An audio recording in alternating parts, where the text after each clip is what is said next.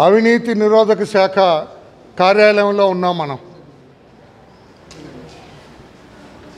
13వ తారీఖున పోయిన నెల ఎన్నికలు జరిగాయి. ఈ నెల 4వ తారీఖున కౌంటింగ్ జరిగింది. మొన్నటి వరకు అధికారంలో ఉన్న వైఎస్ఆర్ కాంగ్రెస్ పార్టీ ప్రజలు అక్కర్లేదనుకున్నారు. తెలుగుదేశం పార్టీ కూటమిని గెలిపించారు. మీ అందరికీ తెలుసు, ఒక బ్రహ్మాండమైన అబ్సల్యూట్ మెజార్టీతో. కానీ మనకు తెలుగులో సామెత పిల్ల పోయిన పురిటి వాసన పోలేదని వాళ్ళ అవినీతి పరంపరలాగా వస్తూ ఉన్నది. గౌరవ మంత్రివర్యులు బొత్స సత్యనారాయణ గారు ప్రతిదానికి పాపం ప్రెస్ ముందు ఎక్కువగా వస్తుండేవాడు. ఆయన మీద ఈరోజు స్టోరీ ఏమిటా స్టోరీ? ఆయన మంత్రిగా ఉంటూ విద్యాశాఖలో ఆయన కింద వేలాది మంది టీచర్స్, ఉపాధ్యాయులు బిడ్డలకు చదువు చెప్పి భావి భారత పౌరులను తయారు చేసే ఉపాధ్యాయులు వాళ్ళు. నీతి అవినీతి గురించి చెప్పేవాళ్ళు, ధర్మం అధర్మం గురించి చెప్పే ఉపాధ్యాయులు వాడు. మన బిడ్డల్ని సంస్కారవంతులుగా, మళ్ళీ అండర్లైన్ చేయాలన్నమాట, సంస్కారవంతులుగా తయారు చేసే బాధ్యత తీసుకునే ఉపాధ్యాయుల దగ్గర నుంచి ఈ మంత్రి గారు, ఆయన పిఏ గారు, ఆయన పేషీలో ఉన్నవాళ్ళు, తర్వాత కమిషనర్ కార్యాలయం మీద ఉందట, కమిషనర్ కార్యాలయంలో ఉద్యోగస్తులు అందరూ కలిసి ఒక్కొక్క టీచర్ దగ్గర 3 లక్షలు, 4 లక్షలు, 5 లక్షలు, 6 లక్షల రూపాయల చొప్పున వసూలు చేసి దాదాపు 50-60 కోట్ల రూపాయలు కొట్టేశారట.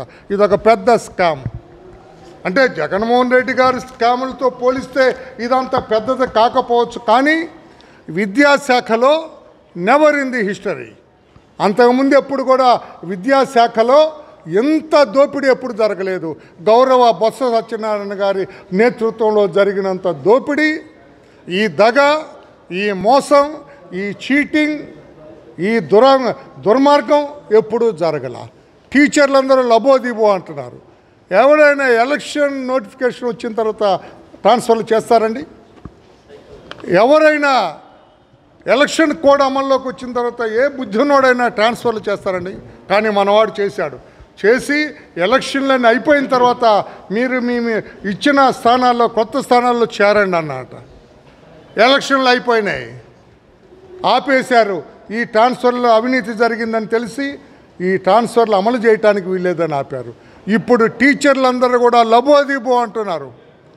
అందరూ కలిసి మంత్రి ఇంటి మీద దాడి చేయడానికి ప్రయత్నం చేస్తున్నారు. ఇక్కడ ఎవరెవరైతే డబ్బులు తీసుకున్నారో, ఈ కమిషనర్ కార్యాలయం కావచ్చు, మంత్రి గారి పేషీ కావచ్చు, ఎక్కడెక్కడ మధ్య దళారులు కొంతమంది ఉన్నారు వాళ్ళు కావచ్చు, వీళ్ళందరి మీద కూడా దాడి చేయడానికి దాదాపు 1600 నుంచి 2000-2500 మంది టీచర్స్ రెడీగా ఉన్నారట. ఏ క్షణంలోనైనా ఆ మంత్రి గారింటి మీద దాడి చేసే ప్రమాదం ఉందట. ఆ మంత్రి గారి పిఏ వాడో ఘనాపాటి అంట, ఆడింటి మీద దాడి చేసే ప్రమాదం ఉంది. కమిషనరేట్లో ఒక కీలకమైన అధికారి ఉన్నట. ఆ కీలకమైన అధికారి ఎవరో కమిషనరేట్లో, విద్యాశాఖ కమిషనరేట్లో, ఆయన మీద కూడా దాడి చేసే ప్రమాదం ఉన్నట్లు కనపడుతుంది. ఈ ప్రమాదాన్ని రక్షించాలంటే ఏం చేయాలని ఆలోచించి ఇప్పుడు ఏసీబీ కార్యాలయానికి వచ్చాం. యాక్చువల్గా నిన్న సాటర్డే వద్దాం అనుకున్నాం. డీజీపీ గారు లేరు సార్, మీరు మండే రండి అన్నారు. ఈరోజే కదా మండే వచ్చాం. పొద్దునే నేను వేణుగోపాల్ గారని పిఎస్ గారికి ఫోన్ చేశా, రండి సార్, ఆఫ్టర్నూన్ రండి సార్ అన్నారు. వస్తే ఈరోజు నా డీజీపీ గారు కూడా లేరు. మా దురదృష్టం, వారిని చూడలేకపోయినాం. ఆయన ఉంటే ఏదో విషయం మాకు చెప్పి ఉండేవారు. ఎస్, దీన్ని రిజిస్టర్ చేస్తాం, ఆ మంత్రి సంగతి చూస్తాం, మంత్రి తాట ఒలుస్తామని అని ఉండేవాళ్ళం ఆయన ఉంటే. ఎస్పీ గారు ఉన్నారు, పాపం ఎస్పీ గారికి ఇచ్చాం. ఆయన కూడా చాలా సౌమ్యంగా రిసీవ్ చేసుకున్నారు, రిపోర్ట్ అంతా చదివారు. తప్పకుండా దీని మీద చర్యలు ఏం చర్యలు ఉంటాయి? They have to register A case, దర్యాప్తు చేయాలా. ఆ ట్రాన్స్ఫర్ అయిన టీచర్లందరినీ ఒక్కొక్కరిని పిలిచి ఎంక్వైరీ చేయాలా. మీరు ఎంత ఇచ్చారంటే చెబుతారు. ఇందులో పెద్ద కష్టపడాల్సిన పని కూడా లేదు. ఏసీబీ వాళ్ళు పెద్ద కష్టపడి చెమటొట్టాల్సిన పనులు కూడా లేదు. ఎవరెవరికి ట్రాన్స్ఫర్లు వచ్చినా జీవోలందరూ పిలవండి, ఒక్కొక్కరు రోజుకు 4 పిలవండి. వాళ్ళే బొత్స గారి భాగవతం బయట పెడతారు, వాళ్ళే ఆ పిఏ గారి భాగవతం బయట పెడతారు, వాళ్ళే కమిషనరేట్లో ఆ కీలక వ్యక్తి ఎవరో ఆ కీలక వ్యక్తి భాగవతం బయట పెడతారు. ఒక ఎస్ఐ చేస్తాడు ఈ ఇన్వెస్టిగేషన్ అంతా. పెద్ద అధికారులు కూడా అక్కర్లా, ఎస్పీలు, అడిషనల్ ఎస్పీలు, డీజీలు కూడా అక్కర్లా. ఇన్వెస్టిగేట్ చేస్తే వారం రోజుల్లో బొత్స గారి సంగతి తేలిపోతుంది. బొత్స గారిని అరెస్ట్ చేస్తారు, జ్యుడిషియల్ కస్టడీకి పంపిస్తారు. ఇదేం పెద్ద కష్టమైన పని కాదు. అందుకని ఒక్కొక్కళ్ళు దీని తర్వాత ఆ టూరిజం శాఖ ఉందట, అవి కూడా ఒక్కొక్కటి బయటపడతాయి. ఇట్లా వస్తూనే ఉంటా ఏసీబీ ఆఫీస్కి, రిపోర్ట్లు తీసుకొని వస్తూనే ఉంటాం. అప్పటి మంత్రిమండలిలో ఎంతమంది పోతారో, అప్పుడు అధికారులుగా ఉన్నవాళ్ళు ఎంతమంది పోతారో, ఎవరెవరు శ్రీకృష్ణ జన్మస్థానంలో కూర్చుంటారో. మొన్నెవరు అడిగా శ్రీకృష్ణ జన్మస్థానం అంటే ఏదో దేవుడి గుడి అనుకుంటారు. కాదురా బాబు, శ్రీకృష్ణ జన్మస్థానం అంటే నీకు తెలుసా? శ్రీకృష్ణ జన్మస్థానం అంటే గుడ్. శ్రీకృష్ణ జన్మస్థానం అంటే జైలు. ఎవరెవరు జైలుకి వెళ్తారో అదంతా కూడా బయటకు వస్తుంది. ఇప్పుడు బొత్స గారి సంగతి బయటకు వచ్చిన తర్వాత ఈ తరహాలో ఉన్న మంత్రులందరూ కూడా ఉలిక్కబడతారు. ఏ మంత్రిని వదిలేది లేదు. మహిళా మంత్రి కావచ్చు, మగ మంత్రి కావచ్చు, ఎవరిని వదిలేదు లేదు.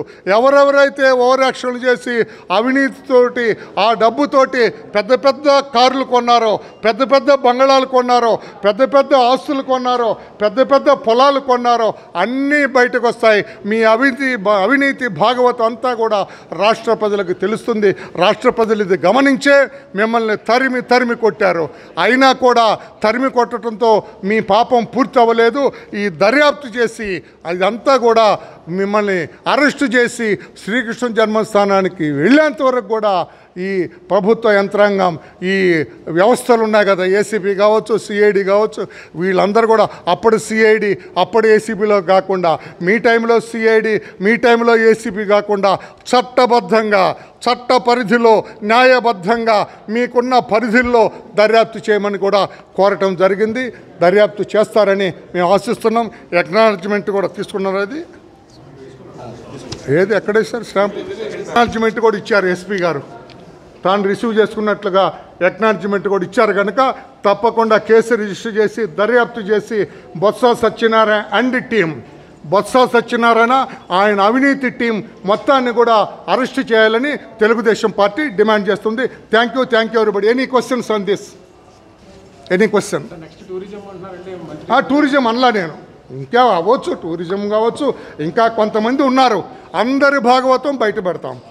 అవినీతి చేస్తేనే, మళ్ళీ అవినీతి చేయని అమాయకులు ఒకరిద్దరు ఉంటే వాళ్ళ జోలు రాము. నేను మాట్లాడేది జాగ్రత్తగా మాట్లాడతా. అవినీతి చేయని మంత్రులు ఒకళ్ళిద్దరు ఉంటే వాళ్ళ జోలి మేము రాము. అవినీతి చేసిన వాళ్ళందరూ కూడా they have to pay for their అవినీతి. వాళ్ళ అవినీతికి వాళ్ళు సొంకం చెల్లించవలసిందే, తగిన మూల్యం చెల్లించవలసిందే. శ్రీకృష్ణ జన్మస్థానాన్ని వారు చూడవలసిందే. ఓకే, థ్యాంక్ యూ, నమస్కారం, థ్యాంక్ యూ.